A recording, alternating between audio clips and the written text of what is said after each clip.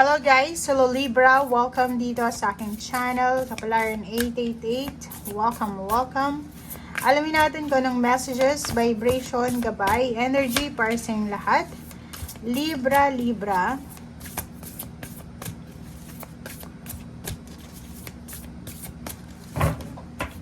Ano ba ang energy na pwedeng gustong ipahiwatig sa atin ng ating baraha? Okay, Libra. Release, Empress, the Sun, and Knight of Fire. Okay. May mga possibilities dito, opportunities, may new beginnings to diba? Ito new beginnings, ito positive energy to na posibleng magbago yung buhay mo. Ang darating sa buhay mo, Libra. Kaso lang, bago dumating kung ano man itong unexpected na milagro, biyaya, blessings, opportunities, mapa-career, relationship, or kung ano pa man, may kailangan ka munang i-release sa sarili mo. May kailangan kang tapusin kasi hindi ka makakapagsimula kung hindi mo tatapusin ito. For example, kailangan mong i-release ang sarili mo sa sitwasyon or sa mga taong pumipigil sa tagumpay mo. Like for example, ka-relationship. Masyadong pinapakialaman ng karelasyon mo yung goals mo sa buhay. Diba? May mga past issues ka, pain, heartaches, or mga grudge or resentment na kailangan mo nang alisin para makapagsimula ka ng bagong buhay. And dito sa release card na to, make sure na instead na mag-cling tayo doon sa past natin or sa mga bagay na hindi na maganda para sa sarili mo sa panahon ngayon and sa future, why not daw mag-focus ka sa spiritual transformation. Okay? And after mo daw ma-release itong situation na to or yung taong yan, talagang may magbabago sa buhay mo. May magbabago, may magsisimula.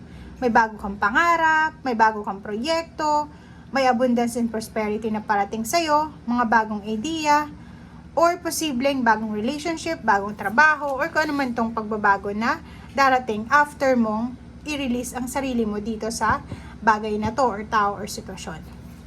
Okay? So, this month ng March is oras siya para sa occasion. May mga okasyon kayo na pwedeng i-celebrate, mga magical opportunities, possibilities to na magdadala sa'yo ng sobra-sobrang ligaya and tagumpay. Okay? If may mga plano kayo, posibleng yung mga plano nyo ay unexpected na matupad, or yung mga plano nyo is parang feeling nyo, abot kamay nyo na yung pangarap nyo. Okay? Dito naman sa Knight of Fire, sinasabi ng baraha sa'yo dito na isang mabilis na decision making ang kailangan mong gawin ngayong Marso, but stay focused. Kailangan nating mag-focus lalo na sa decision making na gagawin mo, lalo na sa relationship.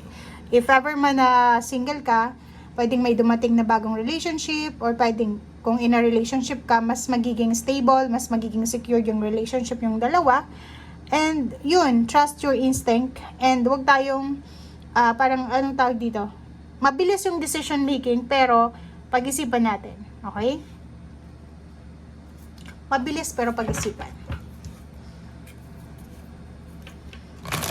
Okay, love life.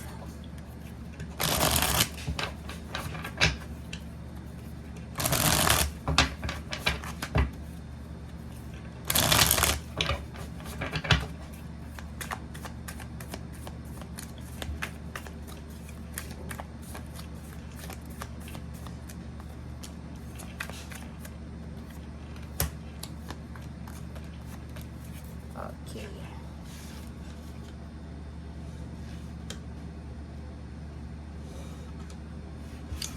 Okay, so love life, meron ka ditong, yun, new relationship to. It's either new friends, new relationship ang pwedeng dumating sa buhay mo ngayong Marso. Acquaintance, yun, kakilala, mga dating kakilala or mga bagong kakilala to. Okay? Pwedeng meetups, reunion, since Holy Week, 'di ba? Holy Week yung March. So, last week ng March, pwedeng may reunion dito. May mga reunion or kano pa man.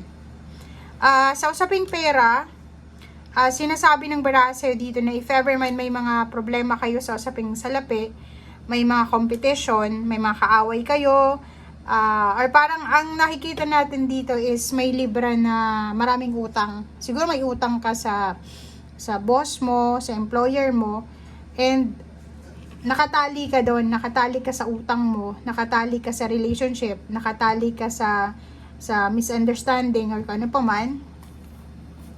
And sinasabi ng baraha sa'yo dito na kailangan mo nang makaalis talaga dyan. So, it's a release, 'di ba?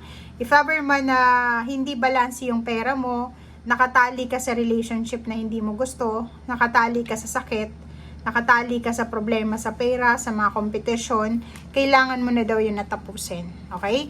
Kung makikita mo dito, release din to. Victory and success. Sinasabi ng baraha sa'yo dito na may improvement na posibleng darating sa buhay mo. May mga tao na pwedeng matulungan ka or may mga posibilidad na dumating sa buhay mo na ma-resolve mo yung problema sa pera. May mga travel dito. May pagkakataon kang makaalis sa sitwasyon na ayaw mo na, stagnant na. Nakikita ko eto kasing chariot na to, pwede din siyang dasan kasi victory and success in a positive way, 'di ba? Yung parang dumaan ka muna sa mga pagsubok bago mo makuha itong victory or victorious battle na to, parang winning, 'di ba? Parang ganun. Okay, so tingnan natin kung ano pa ang messages.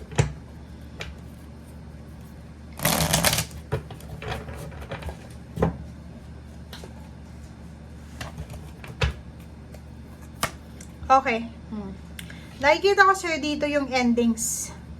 Release, endings. Oh, 'di ba?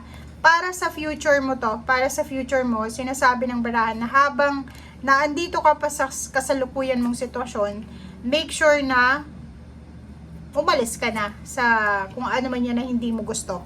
Mapa-relationship, trabaho, mindset, negative attachment, friendship, or kung ano man yan na feeling mo hindi na productive para sa'yo. Kasi ang future mo ay sobrang napakaganda. Sobrang promising yung future mo. Sinasabi ng baraha, may choice ka naman eh. May choice ka para hanapin kung ano yung makakabuti para sa'yo. Unless na nakakulong ka talaga sa literal na kulungan, yun ang hindi mo magagawa. Pero kung siguro mga utang, relationship na yan, may way out ka pa rin, 'di ba? May fairness pa rin. Makukuha mo pa rin yung hustisya dyan. Okay?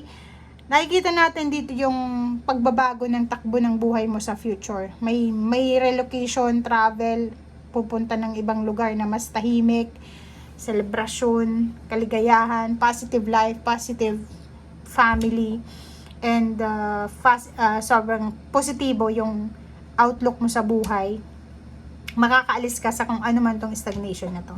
Okay? So, thank you guys and see you again. Bye!